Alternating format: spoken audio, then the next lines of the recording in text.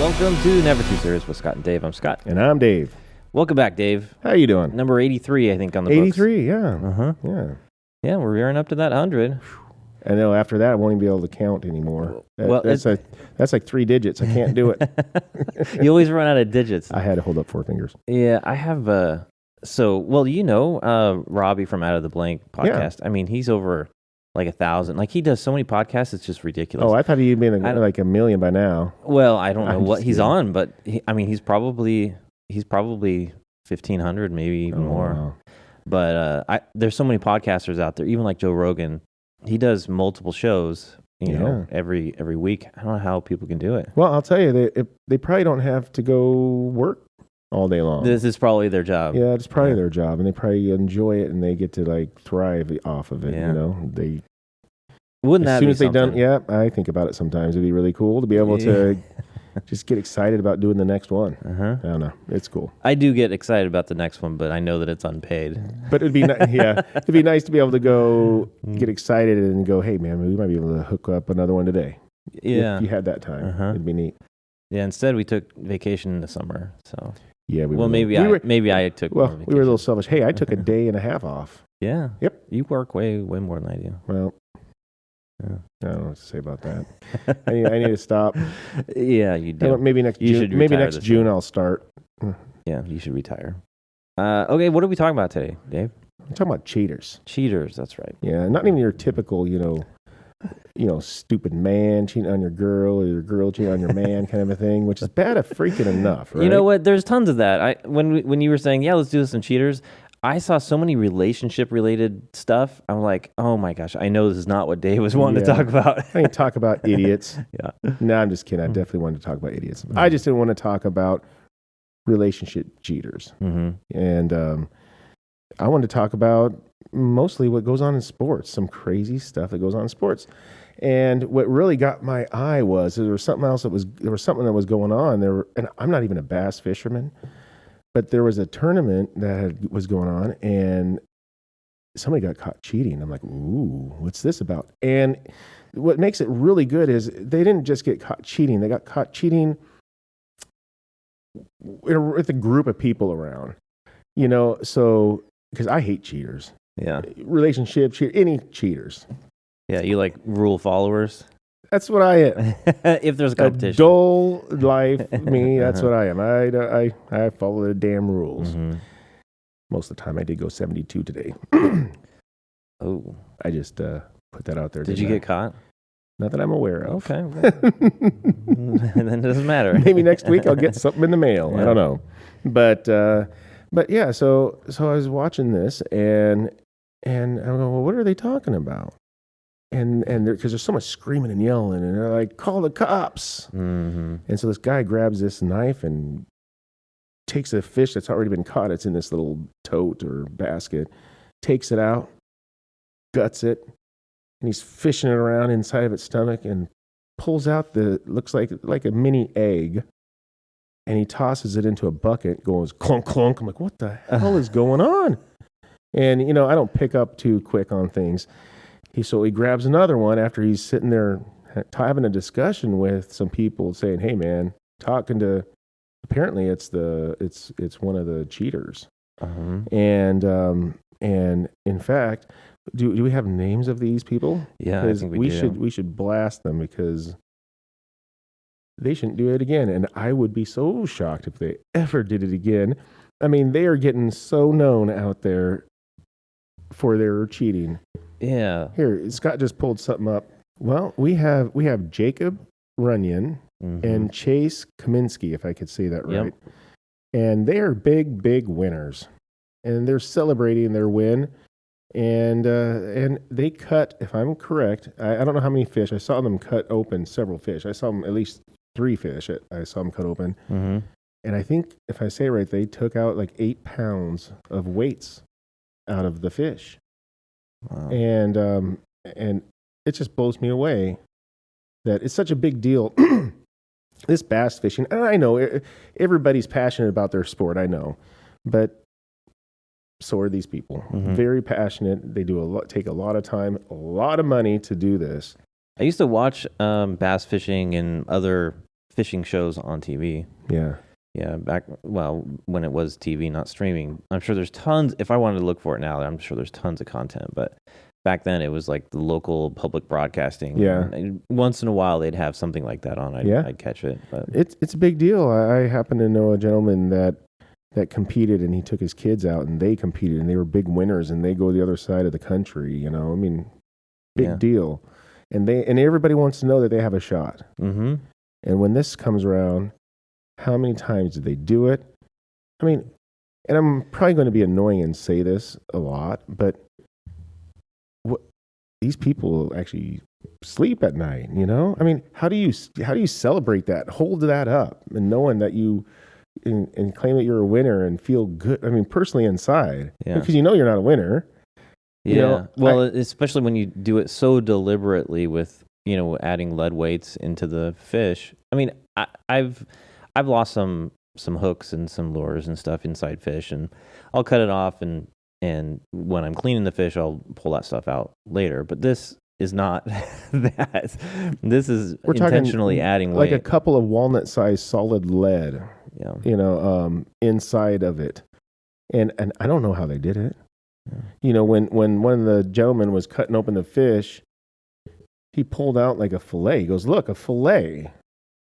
And I was like, how the hell did that happen? Like, it made me really wonder, like, did they bring the fish? How deep is this? Did they bring the fish with the weights in it, or did they catch it and then shove it in? Or it's just bizarre. And even the most bizarre part about it is that there's human beings that are willing to promote a lie and live the lie.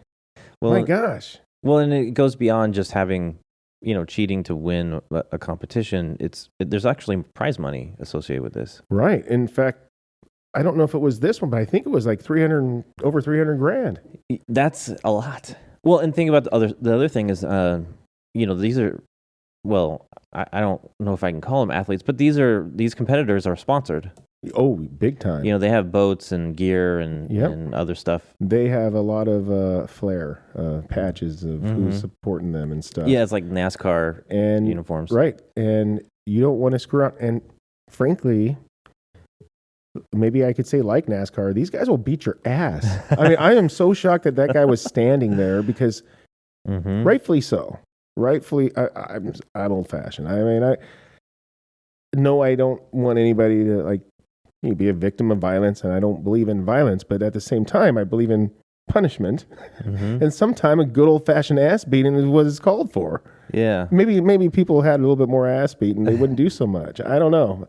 What happened to these guys after? Do you know? Well, they got stripped of all of their takings, obviously.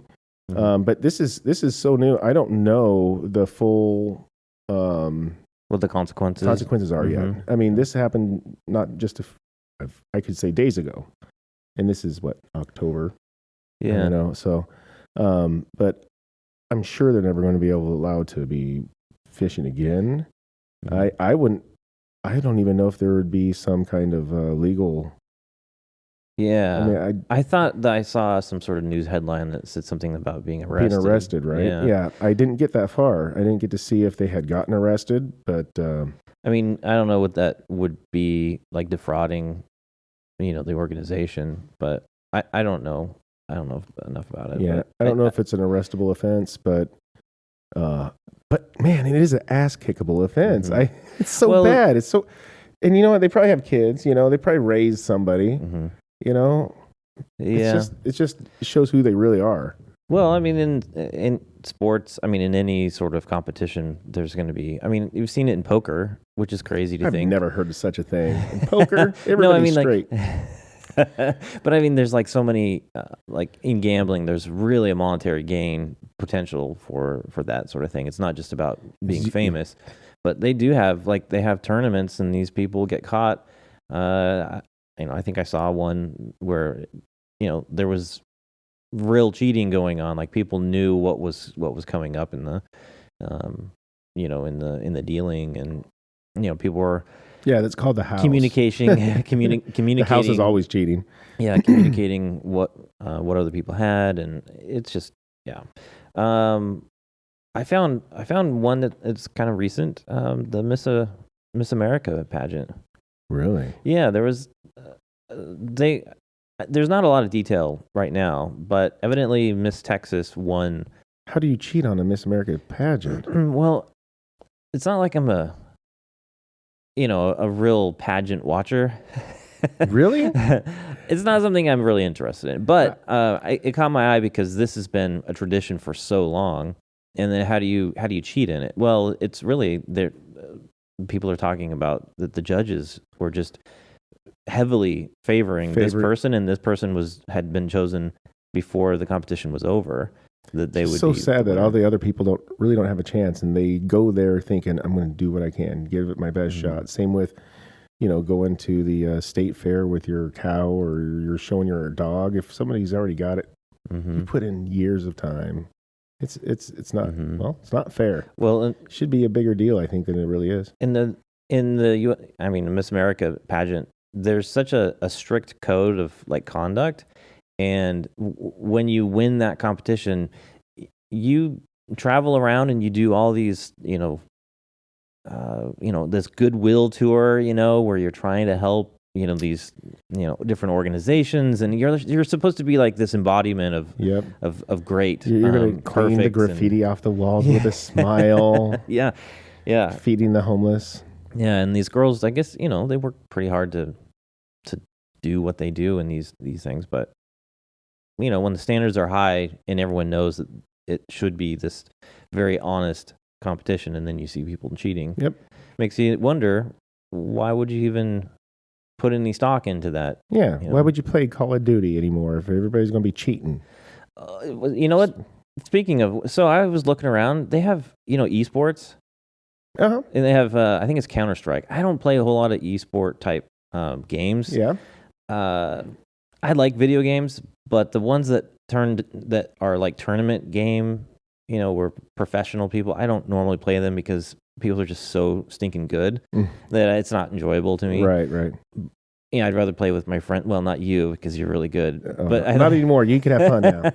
But I think that for me, I don't play a lot of those types of games. But Counter-Strike is, I guess, a really big esports video game. And they had all kinds of scandals about people cheating. And it's always having some software that gives the person who's playing some ability. Like they have one that's like X-ray vision, where you can look through walls and see where people are, so that you can track them the entire time. You still have to have some skill. How do you walk away feeling like a winner when you leave there? Yeah. I mean, like, I personally know what it feels like to strive for something and then achieve it, and it feels good. Mm-hmm. I don't know. I know I could not lie and say, yeah, I did that. Mm-hmm. I can't.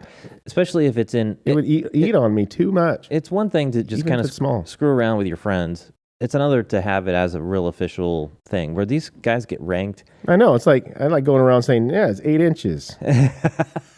Not that kind of ranked. Oh. Different kind of ranked. And I wasn't kidding either then. I wasn't lying about nothing. Okay, what else? Let's move on. You were talking about sports, right? So how about this? Let's.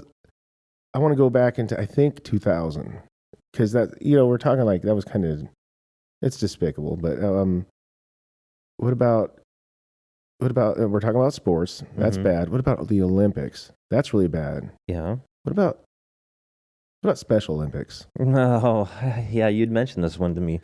So what if, and I think I might have this right, I think it was Spain in 2000.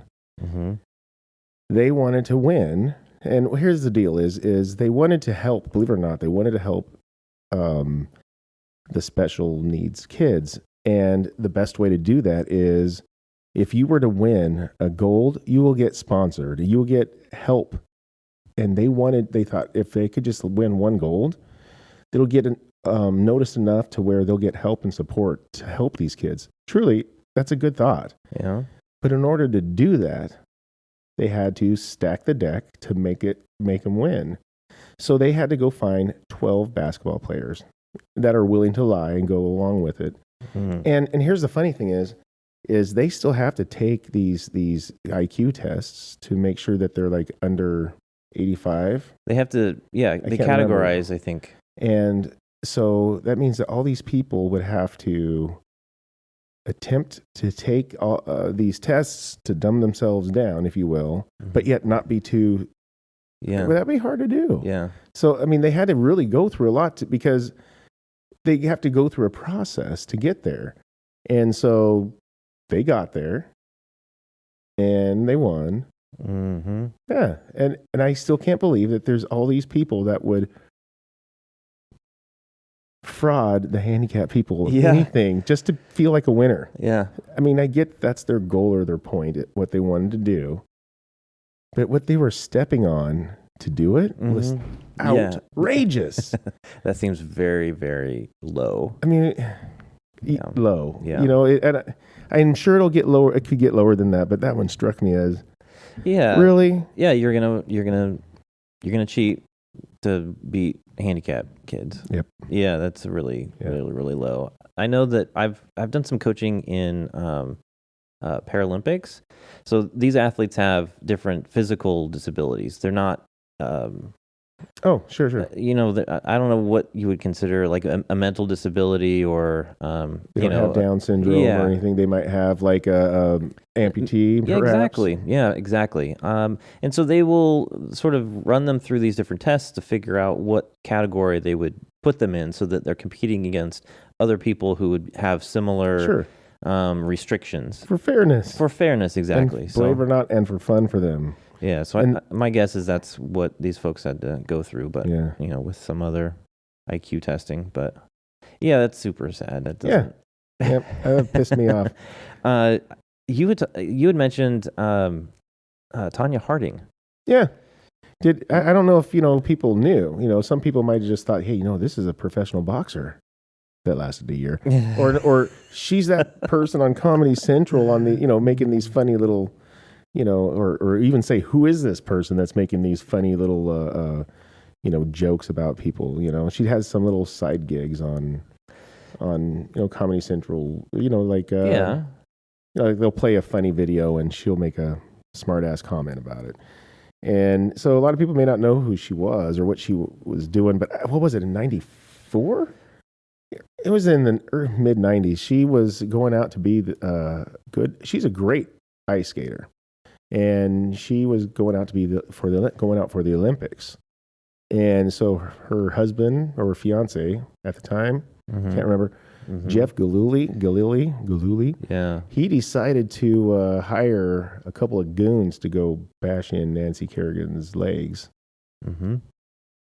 Who the frick does that? Yeah. The mob. It's unbelievable, and it wasn't the mob. I mean, it was like my wife. She actually she worked at a tanning salon, and one of the D-bags used to frequent that. And when she found out it was him, she's like, "Oh my gosh, really?" Yeah, I actually saw Tanya Harding at Clackamas Town Center, which is a mall it's in Clackamas, but that's just outside of Portland. Way back in the day when they had a ice rink. Yep. I want to say that I actually saw her over at the other, was it Lloyd Center? I think Lloyd Center also. Yep. I was going to say that I remember because I worked at Lloyd Center, and this is post boob job, and I am not kidding you. I had thought that she was out there because I was out there standing next to those cars. We used to work at Chrysler Plymouth and show off their cars, and we used to go to places around town and put them in the malls. And so we would sit there, and so she was out there practicing, and it was just post boob job. And hell, I'm not even kidding you. It was funny because she was wobbly as hell. She probably had to figure out how to balance. Rebalance. Yeah, and I'm not even kidding you. I'm sure that actually affected her abilities to skate. And but anyways, yeah, that was such a huge deal. And it was on video. At least part of it, at least the aftermath. I can't remember, but it was in the open. And yeah, who does? I mean, it's like Well, yeah. So shocking. So, in modern day, we have so many cameras around everything. It's hard to get away with stuff. This was still a very publicized thing. Like, still cameras, media everywhere, when this stuff was happening. And, Tanya Harding, she's a native like Oregonian, I think. Yeah. Was she born in Portland? Where was she at? I think the trailer park Portland. down at, Yeah. Yeah. Yeah, it may not be wrong. Yep, Tanya Harding, Portland, Oregon, 1970. Yeah, so, yeah, that's it. She was not a winner. She actually did get to go to the Olympics, and she got to compete against Nancy, and she lost against her. Mind you, Nancy had her legs bashed in, too. Who's the real better skater? Ooh, I just done pissed her off. Yeah. But she did get in trouble for it. I don't know if she admitted to knowing something about it, but she got in trouble for something to do with conspiring to. Thank you. That was getting to be a big word. But, yep. Yeah, here's some post stuff. Yeah, she competed as a professional boxer. Yeah. 2003, 2004. Her life had been subject to of many books, films, documentaries. Yes, that's true. Because it is out there. Yeah. Yeah, I haven't seen any of those. This might inspire me to go and watch some of those. 2017 and 2018. There was a couple of things. Oh, she was in Dancing with the Stars. Finished in 3rd place. I did not know that. I didn't know that either, but I don't watch that. No, trust me, I don't watch that either. But interesting. But how nice is it that she's even allowed in those little circles? You know, she was kind of hanging out with the Danny Bonaducci circle. You know, the was. You know, like shouldn't have beens. That's what it was. The shouldn't have beens. That's what it was. Good. But it's impressive that she gets to still hang around and still what she's known for. Yeah. Well, I guess that's I don't know if society we live in. I was gonna say you have the Kardashians, and they're known for to being popular. Yeah. But yeah, so many sports. Do you have another one? I do. Which one? Well, okay. So I know that we're going to talk a little bit about Lance Armstrong. I have a bicyclist as well, and his name is Vincenzo Nibali. Oh, Mr. Nibali.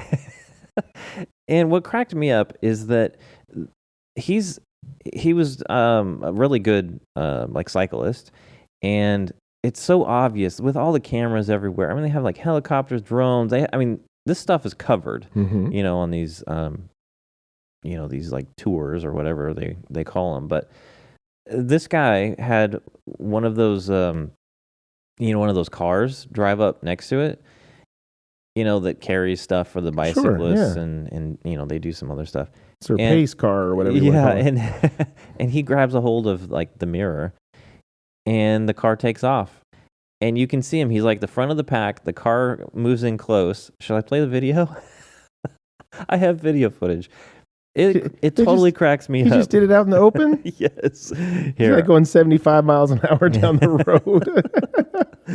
It is really fun. And so, you know, that you would think that everybody that he could be passing is going, okay, we're ahead of him. Yeah. Like he's not going to win. Yeah, it's so funny because it's like, oh yeah, he's there, and then suddenly not there. All right, let me see if I can bring it up here. You know, YouTube has tons of really fun videos and commentaries on different topics, and this was from Watch Mojo, and does I think a pretty decent job of covering this little thing. So we'll play it. It's pretty short. Sure. Number 12, Vincenzo Nibali. Racing in the Vuelta a España in 2015, Italian cyclist Vincenzo Nibali got into some trouble when he crashed during the course. But that wasn't the only trouble he got caught up in during the race. In order to gain some ground and catch up to the peloton after crashing, Nibali would get hold of one of his team's cars, and he was towed through part of the race. Racers do this often, but as long as it's for not too long Look, it and takes it off. isn't to get ahead in the race. However, the footage showed Nibali was clearly trying to use this to his advantage. Look To at no him, one's he's like surprise, flooring he it. was thrown out of the race. One Did you- really can't help but wonder how Nibali and the rest of his team thought they were going to get away with this with the cameras on. Yeah. Number 12. Did anybody just hear what she said though? But she said like racers do this often, but they can't hold on to it for that long. I'm like, are you kidding? Stop it there. Yeah. They shouldn't be doing it at all often. And she's like, if they do it often, then so what now?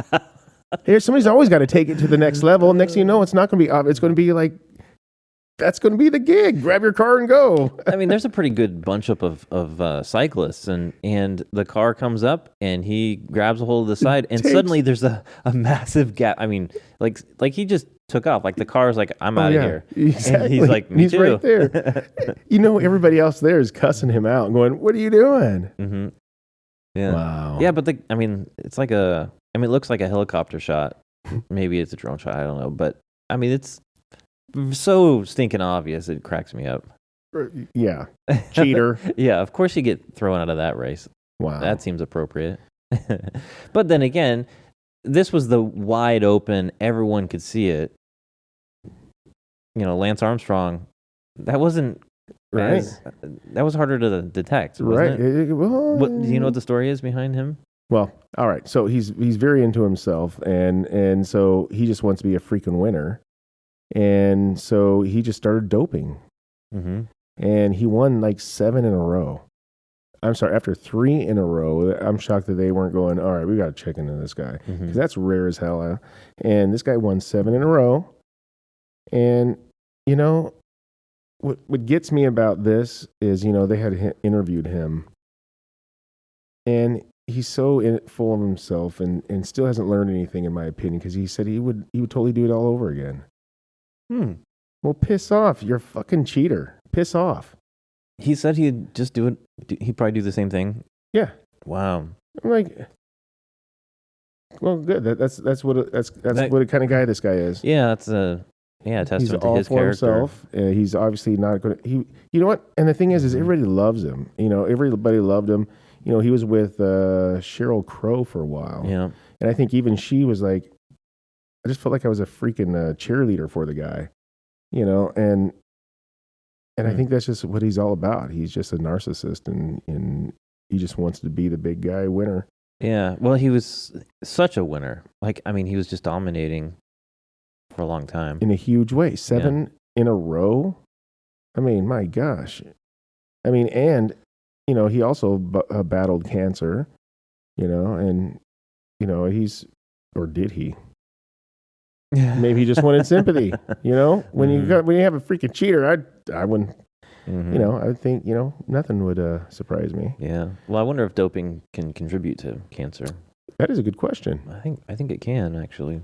Huh. Yeah. But yeah, such a famous thing. This was certainly not caught on camera. No. But it's just people, some people when they cheat and they win and they don't get caught, instead of just taking that as a win, it entices them to do it again and again. And so I think that the one thing that really highlights a lot of things is when it happens so often, or when it starts looking like that's impossible or near impossible. They're going to start. You could be hiding and doing it so well, but because you're winning, it'll be the giveaway. So the tell, if you will.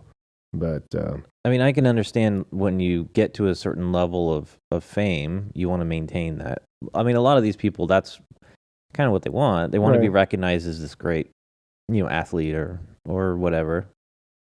Sometimes it's not about the money. Yeah. Right. And I don't even know if that's what it is. A lot of narcissists is just filling themselves up because that's what makes them go. But yeah, I'm not too big of a fan of him. I think that he could, how about this? I could ride a bike. My kid could ride a bike. Yeah. He happened to ride it well even without doping, but I don't think he could win without it.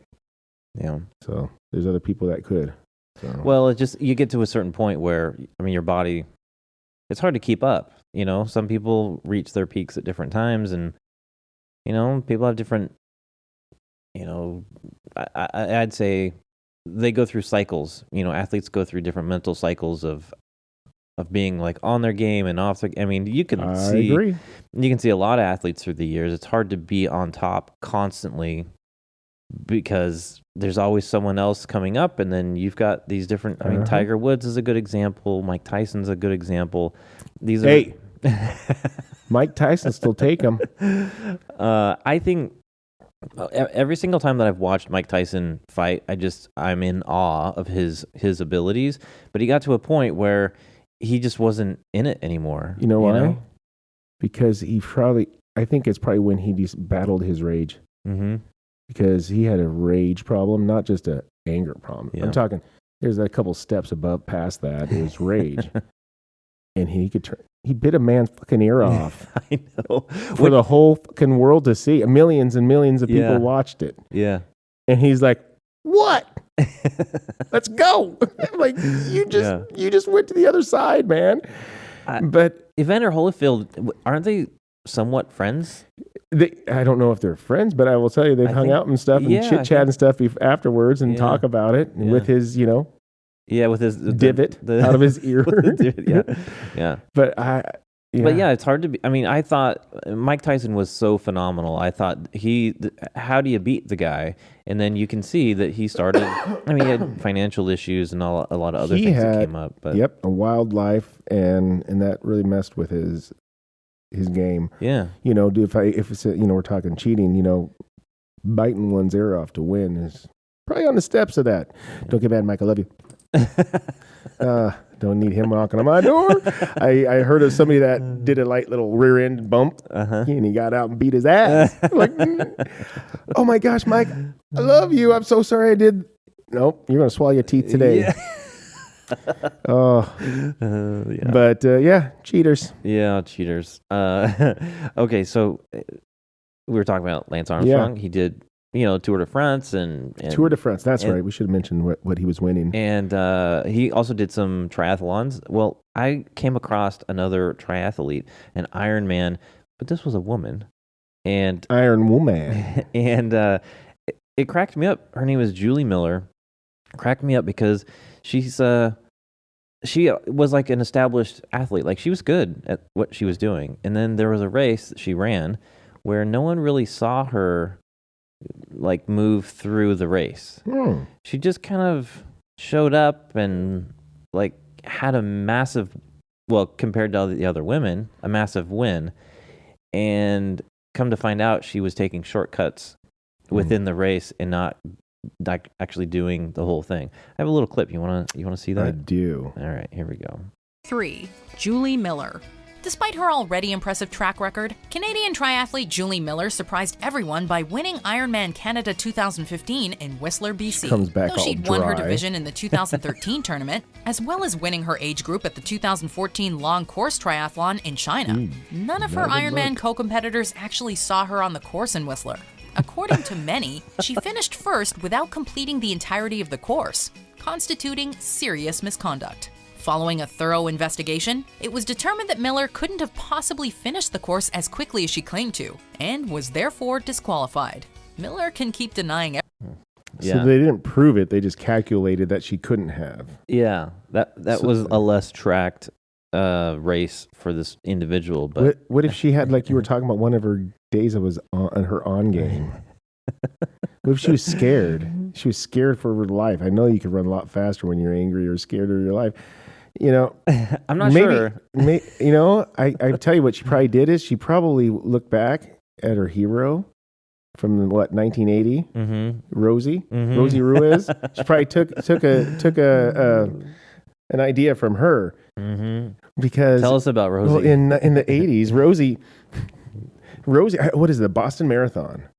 She was in the Boston Marathon, and she decided to run it. And I think she was in the New York one prior to that. And I'm guessing that it's the same distance or something. I don't know how marathons go. 21 thing. I don't know. Anyways, so but they noticed that she finished it 25 minutes faster than she did the last one, and they're like, "What the heck? 25? That's a lot." Not. Yeah, exactly. So she cut off a lot of time, and so what they had found out, and I think what had happened was that they decided to go back, and I think she won. She won it, and she celebrated that she was a winner. I think, if I'm wrong, if you've heard something, tell me wrong. But anyways, I thought she had gotten it stripped away. But anyways, they had found out that she had jumped the subway, and then she got dropped off like a mile from the finish line, and she was like ahead of the 400 plus people and said, "Winner, winner, chicken dinner. This is great." The subway. It's so good. That's awesome. You know, and if she didn't get caught, she would have done it again. She was like, "Oh my gosh, I don't even have to." She's going to be the next year. She'll be like, put on like another 65 pounds. I don't even have to train for this anymore. I just have to get the bus schedule. I'm good to go. That's really funny. Subway. Who does this stuff? That is a great way to. I know, and the people on the subway is like, "Wow, you got like one of those numbers painted on your little tank top, and you're wearing those little shorts." And like, what are you doing? This must have been like surveillance of those subways. Wouldn't that be hilarious to see all the camera footage of them? Hey, what's jumping on the subway? And she's probably still not even out of breath on the subway. Yeah, that's really funny. Yeah, and and it's probably still going on. And who knows how many others? Yeah, cheating, trying to find ways to cut the corners. There was another one that I found. Well, I think actually, I want to say you had talked about this one as well. Luis Resto. That sound familiar? Boxer. Oh, yeah. This one bothers me a bit. Makes me mad. So I'll play the clip here. They explained it better than I'm actually a fan of boxing. I enjoy watching boxing and MMA. Yeah, I went through a spurt. I think we talked about it in another podcast, but I went through a spurt after my firstborn, where I was like too sensitive to. I just couldn't watch that stuff anymore. And now that my kids are older, I'm kind of drawn back into it a little bit. And I'm fascinated by why people would, Did you say white people? No, why people. Oh. It's like, there's a lot of people that box. Yeah. Anyway, so I'm going to play the video and you can hear the story. You get mad. Luis Resto. On the night of June 16th, 1983, boxers Billy Ray Collins and Luis Resto squared off at Madison Square Garden. For 10 rounds, they went back and forth, but Collins looked practically unrecognizable after having taken significant damage. When the match concluded, Resto went to shake the hands of Collins' corner. One of the cornermen, who was Collins' father, noticed something odd with Resto's gloves. He realized... Did you see that? I mean, he was actually trying to shake hands with his gloves, and obviously they'd figure that one out, wouldn't they? That's kind of a dumb move. Well, then he spent 10 rounds getting his head bashed in, so maybe... I probably forgot. It was a lack of padding, and it was later confirmed by a referee. The New York State Athletic Commission went on to suspend Resto and his trainer, Carlos Lewis, and both men even served prison sentences as well. That's right. Yeah. That's assault. Yeah. See, that's one thing that I think this is probably what you're going to say that really pisses you off. This is a little bit different than other ones. People are cheating to get ahead. This guy's cheating, but he's hurting somebody. Yeah. What a dick. Yeah. That pisses me off. Yeah. Well, and the guy he was boxing against was beaten so badly, he had an eye injury that took him out of fighting for the rest of his life. And then he went through major depression and all these things. And I'm not positive, but I thought that he had committed suicide later on down the road. But, this is a much more serious thing because there is physical damage and it ended his career. And ultimately contributed to the end of his life. Excuse me. Yeah, that was so angered me when I saw that. How selfish can you be? Yeah. Mm-hmm. It's apparently when you see like when you see that, how can that be? What could be worse than that? There you go. Yeah, gets worse. It's one thing to take a chunk out of someone's ear. Yeah. It's another thing to, take a chunk out of your gloves, the padding out of your gloves, so you can put more damage. Yeah, there's a lot of safety stuff that they actually go into, even though it looks like they're just beating the crap out of each other. Yeah. You had mentioned Sammy Sosa. Yes, I did. Yeah, that was an interesting one because I think I remember I used to watch a lot more sports than I do today. Yeah, especially baseball, I imagine. I loved your dad. Yeah, I loved baseball. I love watching Sammy Sosa and some of these other guys trying to break the home run record. Mark McGwire. Yeah, Mark McGwire was in there. it was such a great competition between them. And it made it fun. People that Was weren't this even 1999? Yeah, maybe something like that. 98, 99, something like that. Yeah, I mean, it was like it really brought so much more to baseball because these guys were going, battling back and forth, trying to break. I think it was Roger Maris's home run record, yeah. and which was Babe Ruth's for a while, and it's just a very fascinating. Competition, trying to have the all-time record for home runs in a season. Not all of America, but from east to west of America was all interested in it. Who cares if that's your team? Everybody was watching and interested in it. And frankly, I can't remember who won that. It was between the two, and I thought it was Mark McGwire, but I can't remember. Yep, Mark McGwire ended up, and I probably should have looked it up because I knew Sammy Sosa was going to be on the show today. Well, not him, but his story. But there was some doping going on in baseball, and Mark McGwire was one of the guys that was looked at as doping. Sammy Sosa, I think, may have been accused at some point, and then what's the guy's names from the San Francisco Giants? I might have to look at. I may have it wrong. I don't know. Yeah, I'm gonna just look at it really quick so I looked it up. Barry Bonds. Okay, I was gonna say because Barry Bonds has 762. Yeah. Hank Aaron and Babe Ruth and Albert. Yeah, Barry Bonds. Yeah, because they were claiming that he was doping as well. But it goes to show that again, it doesn't matter the sport. People are just willing to cheat. But this little video clip of Sammy Sosa. He had an issue with his bat. What? Checking out that piece of lumber. They found something in there.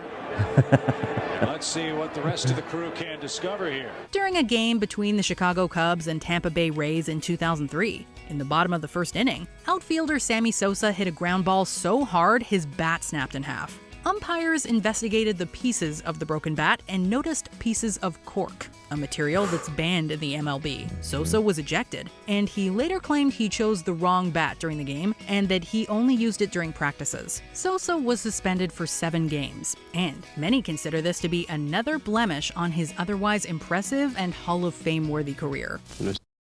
Yeah. So you know what I think is about that? Because his fans accepted it and they said okay and let him go. But what if he's just a piece of shit cheater? Mm-hmm. Because Lance Armstrong, everybody loved him because he was great All-American. So is he. Yeah. So are all of them until they get caught.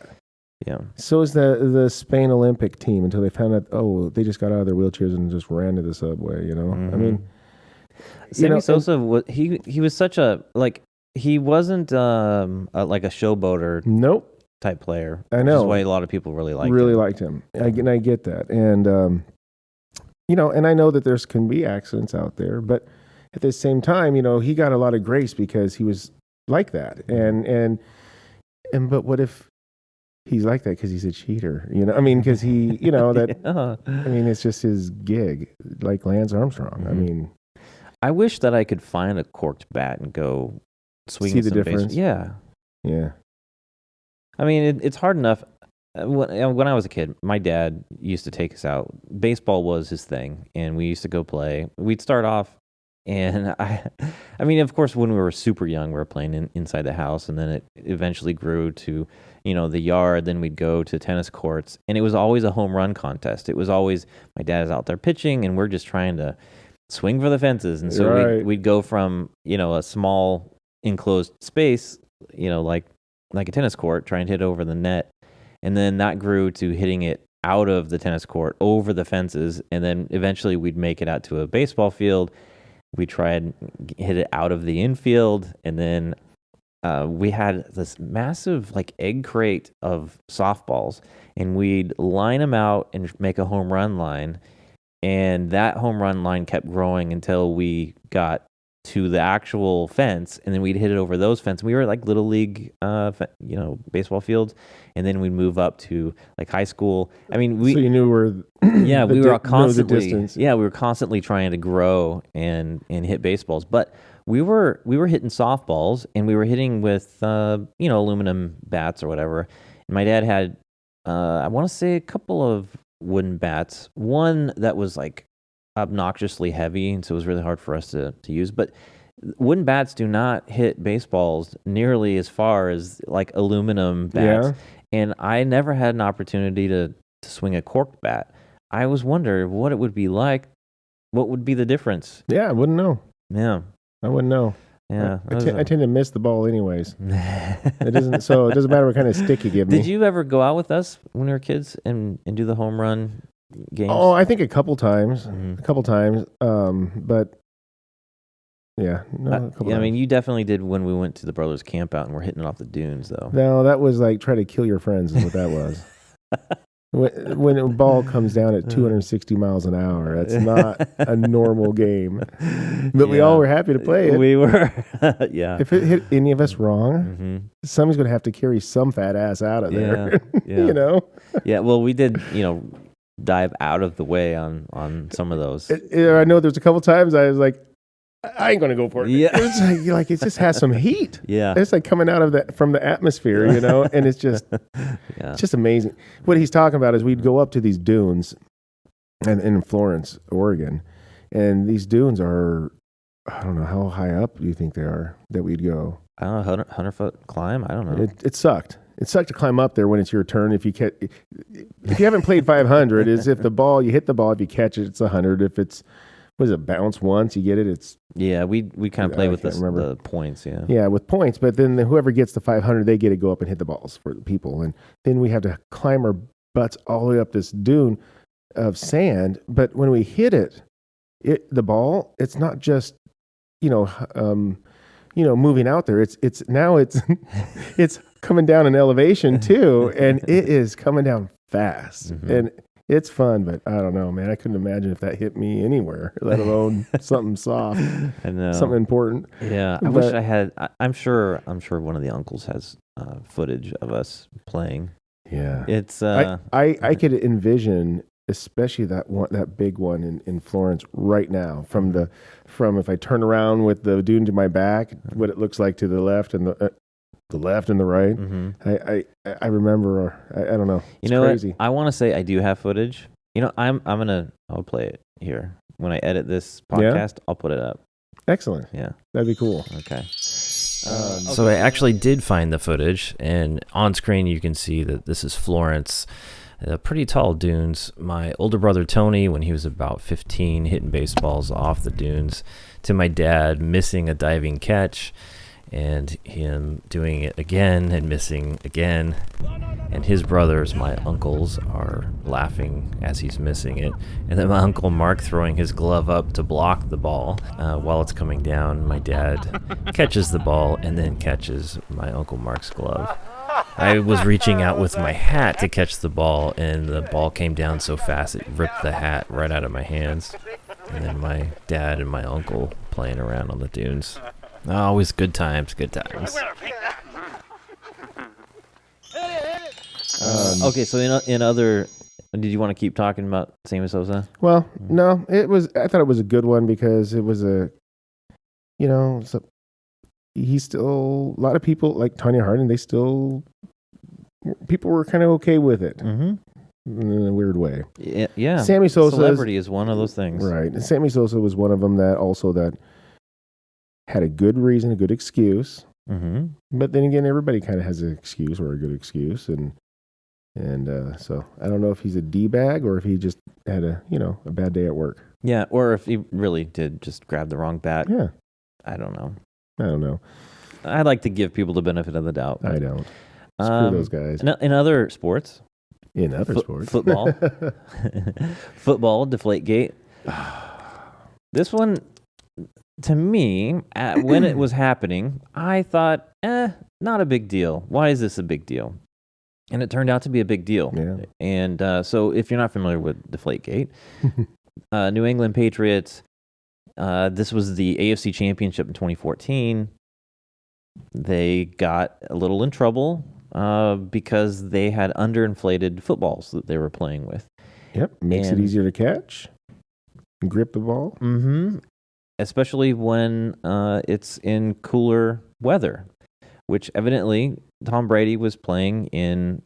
I mean, it's a big deal of a game. It's a championship game, and it was kind of rainy and cold. And many of the footballs that they had tested at halftime were underinflated. I thought, well, that's interesting. But is it that big of a deal? Well, it turns out to be a massive deal. In fact, I don't know all the details of Deflategate because there are so many things that went back and forth. And Tom Brady was suspended, and then he appealed it in court. They supported that appeal, and then he ended up getting suspended anyway. Is that right? Because I didn't know the whole outcome. I knew there was some trouble, but it was kind of weird because they seemed like they got to go forward.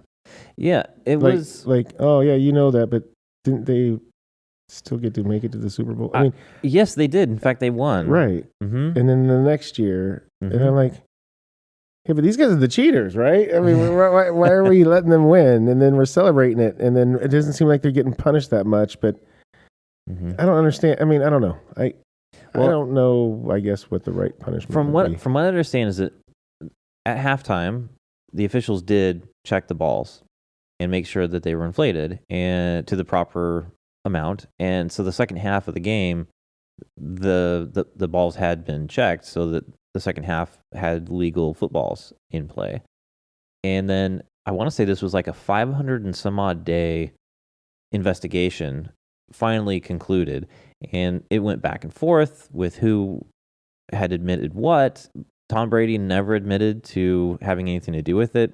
They had a whole bunch of evidence of email communication back and forth between different people, but Brady was never one of the people who had, at least in, documentation, directly involved. Yeah. And he also, there was some question because he used to totally trash his old phones, like destroy them, because he didn't want people to have access to his personal stuff. And so he just had a habit of destroying his phones when he was done with them. And that looked suspicious considering what investigation was going on. He pulled a Hillary Clinton. Yeah. Jeez. Yeah. Well, he probably worked for her.